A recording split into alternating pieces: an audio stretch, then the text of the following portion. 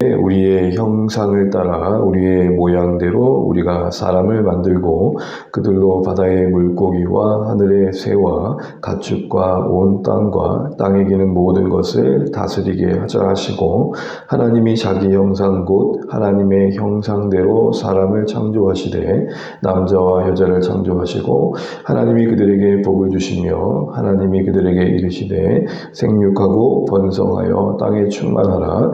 땅을 정복하라. 하나님의 물고기와 바다의 물고기와 하늘의 새와 땅에 움직이는 모든 생물을 다스리라 하시니라. 아멘. 에베소서 4장입니다. 에베소서 4장 20절에서 24절. 에베소서 4장 20절에서 24절 함께 읽겠습니다.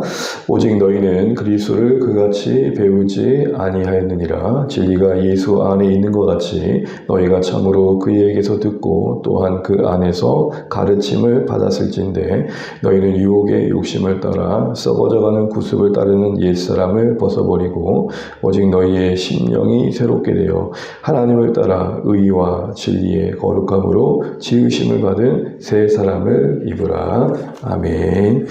네, 오늘도 허락하셨네. 감사합니다. 함께 기도하면 고맙습니다. 잘 지고 오셨습니까? 고맙습니다. 오늘 계속해서 우리 견실한 신앙이라는 주제 아래서 소요리 문답 살피고 있습니다. 신문인데요. 10번째 질문은 그렇습니다. 하나님께서 사람을 어떻게 지으셨습니까? 이에 대한 답은, 하나님께서는 사람을 남자와 여자로 지으시되 자기 형상대로 지식과 의와 거룩함으로 창조하시어 피조물을 다스리게 하셨습니다. 라고 답을 하고 있습니다. 우리가 어제 그 하나님의 작정하신 바의 그 창조가 어떤 일을 이루었는지를 살펴봤습니다. 6일 동안 아무것도 없는 중에 오직 그 권능의 말씀으로 만물을 채우시고 그 결과를 보시기에 좋다 하시며 그 창조의 결과가 선함을 보여주셨습니다. 그러기에 우리가 이 물질 세상을 살면서 이 세상과의 바른 관계를 가져야겠습니다. 세상을 섬기고 우상화하며 그것에 흠뻑 젖는 세속주의도 경계해야 될 뿐만 아니라, 또한 세상을 무조건 악하다 여기며 도피하는 것도 문제일 것이죠. 우리의 자리는 바로 청지기적 자세로 하나님이 맡기신 세상을 관리해야 됩니다. 그런 의미에서 우리가 신문에 대한 답을 잘 알아야겠습니다. 그런데요, 이런 창조의 이야기를 하다 보면 근본적인 질문 하나가 떠오르게 됩니다. 하나님은 완전하십니다. 완전하시다는 건 부족함이 없다는 것이고 그 누군가를 필요로 하지 않으신다는 겁니다. 그런데 또 다른 세상을 만드시고 또 다른 대상을 만드실 필요성이 있었겠느냐라는 질문입니다. 하나님의 완전하심에 비춰본다면 굳이 그러지 않으셔도 됩니다. 성삼위 하나님의 연합의 그 충만함의 기쁨은 늘 풍성하셨습니다. 그러니 또 다른 대상을 지으실 필요가 없는 것이죠. 이런 면에서 하나님께서 피조 세계를 조성하시고 그 안에 또 다른 인격적 존재를 만드셨다는 것은 사실은 풀리지 않은 신비이고 수수께끼입니다. 이에 대한 전반적인 신학의 해석은 그렇습니다. 하나님이 그 안에 충만한 기쁨의 교제를 나누실, 부으실 제3자를, 타자를 만드셨다는 겁니다. 다시 말해 창조라는 것은 사랑과 은혜의 사건이라는 것입니다. 우리를 필요로 하지 않은 절대자가 사랑을 나눌 또 다른 대상을 만드신 것은 그 자체가 선물이고 그 자체가 기적이라는 것이죠.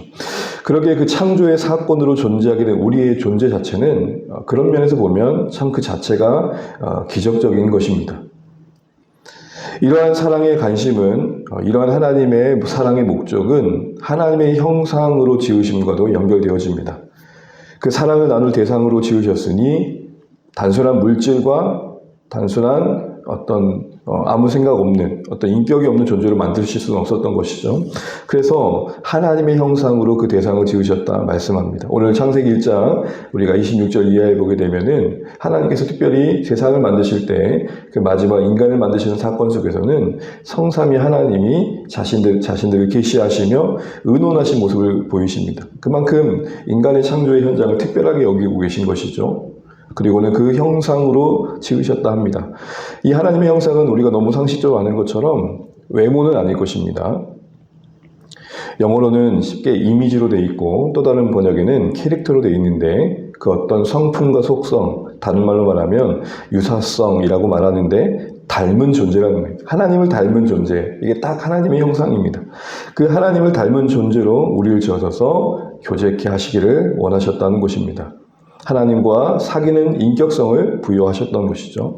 이런 하나님의 형상이 바로 인간이 가장 존엄한 이유의 한 가지 중요한 이유 중에 하나입니다. 세상은 과학적으로 세상을 설명하다 보니 진화를 꺼냅니다. 우리가 너무 잘 아는 것처럼 단순한 단백질이 무한 진화를 반복하면서 어떤 인격체가 된다는 것 자체가 사실은 말이 안 되는데 또 그렇게 이야기를 합니다. 우연에 거듭된 우연 속에서 단백질 덩어리가 오늘 우리와 같은 고등동물이 된다. 사실은 그 어떤 연결고리도 찾기 어렵지만 그렇게 설명을 합니다. 왜냐하면 일단 하나님을 인정하면 안 되니까요. 그러나 그렇게 설명할 때 문제점은 뭐냐면 그 단백질 덩어리가 어떤 인격성을 가지고 어떤 존엄성을 갖는다는 게 근거가 마련되지 않습니다. 단순히 물질일 뿐 아닙니까? 근원으로 따지면. 그런 의미에서 우리의 근원이 하나님의 형상이라는 것이 우리 인간의 존엄성의 기초가 된다는 것은 오히려 더 합리적입니다. 다시 말해 창조가 진화보다 오히려 더 우리의 인간됨을 가장 논리적으로 설명하는 이론이 된다는 것입니다. 이런 하나님의 형상으로 지음받은 우리이기에 우리는 서로를 존엄성을 가지고 바라볼 때도 오직 이것에 기초할 수 있어야 됩니다. 그 사람이 무엇을 가지고 있고 무엇을 하고 있느냐 이전에 그가 하나님의 형상으로 지음받은 한 인생이라는 측면에서 그 존엄성을 볼 줄 알아야 됩니다. 이러한 관점은 당시의 창조를 신화적으로 설명했던 당시 문헌을 보게 될 때도 극명하게 대조되고 그 어떤 가치를 분명히 드러내는데요. 당시에 대부분의 그 창조 신화를 살펴보다 보면 신들은 인간을 지었다고 할 때 그 배경은 뭐냐면 신들 스스로 다 할 수 없는 가중한 노역을 대신할 존재를 지었다는 거죠. 한마디로 말하면 노예를 만들었다는 겁니다. 그게 당시에 창조 신화의 이야기의 대부분입니다. 그렇게 보면 인간은 단순히 부리는 존재이고 기계적 존재이고 공장의 기계에 빗대어 보자면 부속품입니다. 그러나 여러분 우리가 어제 나눴던 것처럼 창조의 관점에서 보면 인간은 상품, 부속품이 아니라 작품입니다. 이거를 우리가 분명히 할 줄 아는 게 신앙의 근거에 우리의 인생을 헤아리는 중요한 안목일 것입니다. 그럼 하나님의 형상은 뭘까요? 오늘 문답에는 이렇게 되어 있습니다. 지, 의, 거룩함. 지라는 게 뭡니까? 무언가를 생각할 줄 아는 존재가 되었다는 겁니다. 그래서 판단할 줄 알고 어떤 가치를 부여할 줄 알고 목적이 무엇인지를 안다는 겁니다. 의는 뭡니까? 행동하는 겁니다. 어떤 선과 악을 분별할 줄 알고 그에 따라 행동으로 옮길 줄 아는 겁니다. 거룩함은 뭡니까? 구별된, 다시 말하면 하나님을 향해 지향하는 존재로 지음받았다는 겁니다. 생각할 줄 알고 판단할 줄 알고 그리고 그 정서에 그 존재에 하나님을 추구하는 어떤 그 모습이 담겨 있다는 것입니다. 하나님으로부터 말미암기에 하나님을 추구하는 건 어쩌면 당연한 거겠죠. 그 근원된 하나님을 찾는 건 당연할 것입니다. 마치 우리의 존재가 그 어떤 근원된 존재로서 어떤 그 고향을 찾듯 귀향적인 본능을 갖듯 우리의 근원이신 하나님을 그리워하고 찾고 갈망하는 것은 이처럼 우리가 그 형상으로 지음받음의 결과입니다. 그런데 이런 지와 의와 거룩함으로 지음받았다는 것을 때로는 어떤 삼중직이라고 해가지고 제사장, 선지자, 왕으로도 비유하기도 합니다. 어쨌든 하나님은 우리는 이렇게 그 당신을 닮은 존재를 지으셨음을 이렇게 말씀하십니다.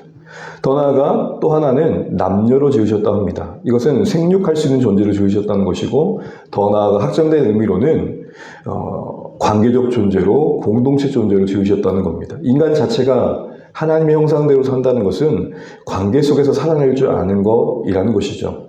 그 관계 속에서 사람은 온전해져 갑니다. 특별히 각자의 어떤 남녀로 상징되어진 역할을 부여받아 그 다양성을 가지고 살아가는 것, 그것이 하나님의 형상의 모습이라는 것입니다. 획일적인 존재로 지음받지 않다는 것이죠. 창조 당시에는 그 다양성이 질서였고 조화였습니다. 그러나 죄로 인해서 그 다양이 갈등이 되고 반목이 된 거죠. 서로의 다름이 갈등이 됐다는 것입니다. R.C. 스프롤이라는 신학자는 이런 얘기를 합니다. 우리 시대만큼 성의 역할과 구별에 대해 유례없는 적대감을 갖는 시대가 있었을까? 이는 창조에 대한 비극적인 왜곡이다. 남녀를 구별짓고 그것을 무언가 갈등의 요소로 만드는 이 세상의 모든 안목들은 사실은 창조의 관점에서 보면 상당히 비극적인 왜곡이라는 것입니다. 우리는 우열의 개념으로 지음받지 않았음에도 불구하고 인간이 세상을 바라보는 사회적인 안목 속에서 인간이 우열에 나누는 존재로 비춰지고 있는 것 자체가 비극이라는 것입니다. 그러므로 여러분, 우리가 하나님의 형상을 회복한다는 것은 하나님이 원래 인간에 부여하신 그 다름의 역할들이 각자가 얼마나 소중한지를 알고 알려주고 확인시켜주는 것이 되어야 할 것입니다. 더 나아가서 피조물을 다스리는 존재로 지으셨다고 합니다. 이것은 사명 있는 존재로 지으셨다는 겁니다. 이걸 신학적 용어로 통치 대리자로 지으셨다. 하나님의 창조의 면류관이다 라고까지 표현합니다. 그만큼 세상 그 중심에 영광스러운 지위를 부여하셨다는 겁니다. 영광스러운 지위를 부여하셨다는 것은 군림하라고 주신 게 아니었습니다. 섬기라고 주시는 거였습니다. 그래서 아담이 창조의 동산에 있던 에덴에서 했던 게 뭡니까? 지은 세상의 피조세계에 이름을 부여하는 겁니다. 이름을 부여한다는 게 뭘 의미합니까? 존재의 의미를 일깨워주는 거죠. 존재의 의미를 일깨워준다는 게 뭘 의미하는 겁니까? 각자의 존재에 부여하신 하나님의 목적을 일깨워줘서 그 각자가 창조의 목적대로 예배케 하는 것입니다. 여러분, 우리가 예배자가 된다는 것은 우리에게 부여하신 고유성을 회복하는 겁니다. 나를 나로서 살아낼 줄 알며 나를 나로서 아낄 줄 알고 사랑할 줄 아는 것 자체가 우리를 지으신 하나님께 하답하는 참된 예배의 모습입니다. 만일 저희 아이들이 저를 향해서 아빠, 내가 아빠 닮아서 머리가 없네 이렇게 따진다면 그거는 참 부모에 대한 안타까운 호소일 것입니다. 존재로서 지음받은 우리가 지으신 그분에게 우리의 존재를 아끼고 사랑함으로 나를 지으신 그 존재의 근원 되신 하나님에 대해서 바르게 반응할 줄 아는 게 예배인 것이죠. 그래서 여러분, 사회학적으로는 인간을 생각하는 존재라 해서 호모 사피엔스라 그러기도 하고 도구적 존재라 그래서 호모 파페르라고도 하지만 성경의 근원에서 본다면 인간은 호모 아도란스, 찬미적 존재입니다.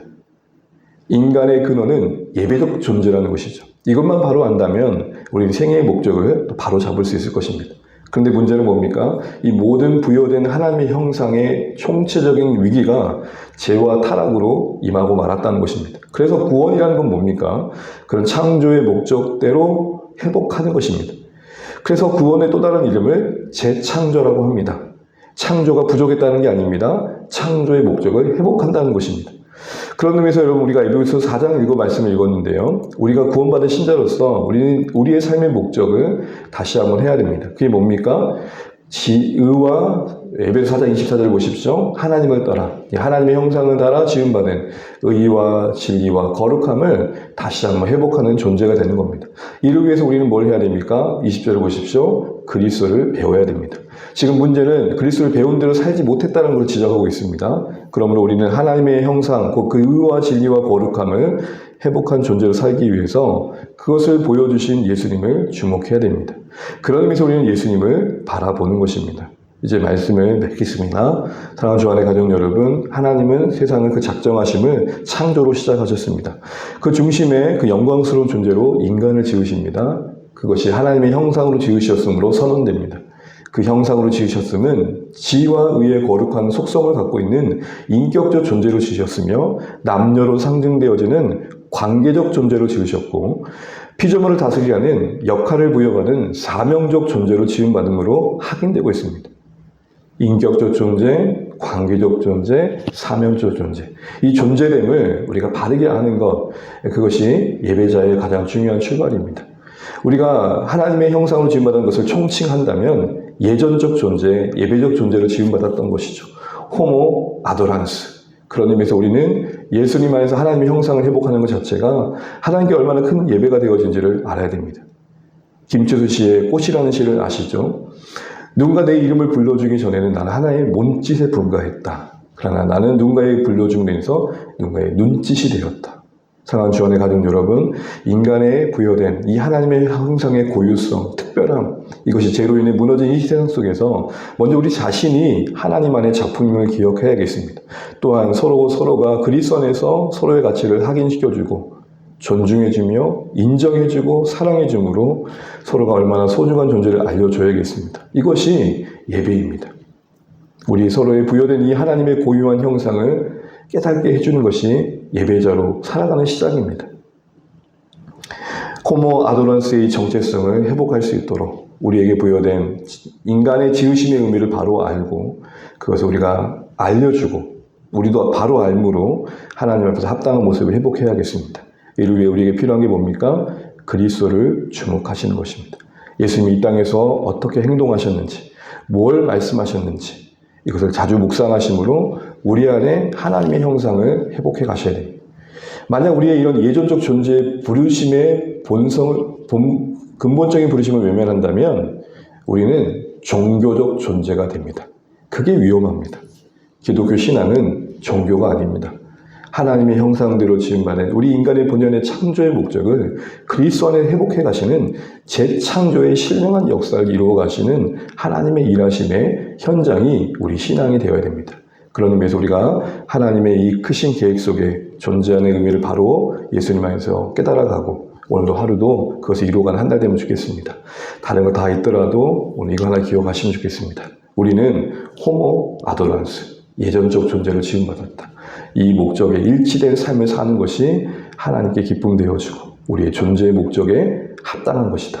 오늘 이걸 바로 아시고 오늘도 주님과 동행하시는 복된 한 달 되시기를 주님으로 축복합니다. 기도하겠습니다. 우리가 새벽마다 견실한 신앙이라는 이름으로 토요일 문답을 살피고 있습니다. 어떻게 보면 좀 딱딱할 수도 있는 내용이지만 우리 신앙의 틀을 하나씩 문답을 통해서 세워간다 싶으면 더욱 더 의미가 있지 않을까 싶습니다. 특별히 성경을 요약한 내용 속에 인간이 하나님의 형상으로 지음받음을 살펴봤습니다. 그것은 지, 정, 의의 인격적 존재로 지음받았고 또 특별히 관계적 존재로 그리고 사명적 존재로 지음받음을 의미합니다. 이 모든 것의 총칭은 호모 아도란스, 예전적 존재입니다. 우리가 이런 부르심에 합당한 자로 살아가는 게 예배입니다. 우리가 함께 모여 공예배로 드린 것도 예배이지만 우리의 존재적인 모습에서의 예배는 우리의 모습을 바르게 알고 살아내는 것입니다. 여러분 오늘 하루도 이런 예배로 채워가시면 어떨까요? 이를 위해서 예수님을 많이 묵상하십시오. 예수님이 보이신 사랑, 섬김, 희생, 말씀하신 말을 많이 생각하십시오. 그것을 따라 살아내는 것이 우리가 이 땅에 지금 받은 목적대로 사는 것일 것입니다. 그런 의미에서 사랑하는 모든 성도님들이 예수님을 더 많이 생각하는 한 달 되게 해달라고 기도해 주시고 어떤 종교적 존재가 아니라 예배적 존재로서 살아내는 그런 일들에 더 관심을 갖는 참된 신앙의 목표를 갖는 신자들 될 수 있도록 기도해 주시면 좋겠습니다. 무더위 속에 쉽게 지치지 않도록 건강함 주시고 특별히 계획된 사역들, 여름 일정 사역들 잘 마무리할 수 있도록 이번 주말에 또 봉사활동이 있는데 너무 무더워서 힘들지 않도록 또 선선한 날씨와 좋은 여건도 허락해 주시기 기도하시면 좋겠고 무엇보다도 우리 함께하는 분들이 기쁨으로 잘 감당할 수 있도록 기도해 주십시오. 특별히 9월, 10월 또 11월 또 한 해가 또 저물어 가는데 우리가 또 후반기에 영혼을 섬기는 일들에도 더 관심을 가지면 좋겠습니다. 우리 안에 사랑하는 마음 부어주셔서 VIP를 품고 섬길 수 있는 그런 아름다운 모습들이 일어날 수 있도록 또 기도해 주시면 좋겠습니다. 오늘 또 각자 기도 제목 가지시고 기도하겠습니다. 기도합니다. 하나님 감사합니다. 오늘도 우리가 우리를 지으신 하나님께 감사합니다. 우리를 영광스러운 존재로 지으시고 참 가치 있는 존재로 지으셨음을 감사합니다. 하나님 오직 창조만 설명할 수 있는 인간의 존엄성 앞에 다시 한번 우리가 우리 모습을 비춰보게 됩니다. 우리는 여전히 우리의 모습을 세상의 관점과 시선 속에 해야 될 때가 많습니다. 그럴 수밖에 없고 또 그것이 우리의 또 자부심이 될 때가 있음을 보게 됩니다. 하나님 우리는 근본적으로 하나님의 형상이라는 그 사실 외에 가장 큰 존엄성을 부여받았음을 알게 도와주시고 그 사실의 기초에서 우리의 존재를 헤아리고 또 함께하는 이들을 바라볼 수 있도록 도와주십시오. 하나님이 형상을 회복할 수 있도록 예수님 안에서 우리를 되찾아 주셨는데 하나님 우리가 이런 예전적 존재로서 사명을 다하고 관계 속에서의 풍성함을 누리고 또 우리의 인격적 존재로서의 모습들을 잘 갖춰갈 수 있도록 은혜를 베풀어 주십시오. 우리를 하나님의 형상으로 지으심을 감사합니다. 그 사실을 알려주셔서 감사합니다. 하나님 우리가 정말 단순히 이적 사회적 존재로서 그 어떤 인식되어진 이 시대 속에서 하나님 옆에 그 형상을 주임받은 고유의 목적을 온전히 잘 이뤄낼 수 있도록 은혜를 베풀어 주시기 원합니다. 우리 한 사람 한 사람이 참 가치 있고 소중하다는 걸 느끼게 하시고 우리가 단순히 부리는 존재로 지음받지 않았음을 알게 하여 주십시오. 하나님, 우리의 모습을 사랑하게 도와주시고 아끼게 도와주시고 잘 갖고 와서 하나님 앞에 화답하는 존재가 되게 하심으로 하나님께 영광 될 수 있도록 인도하여 주시옵소서. 주님 감사합니다.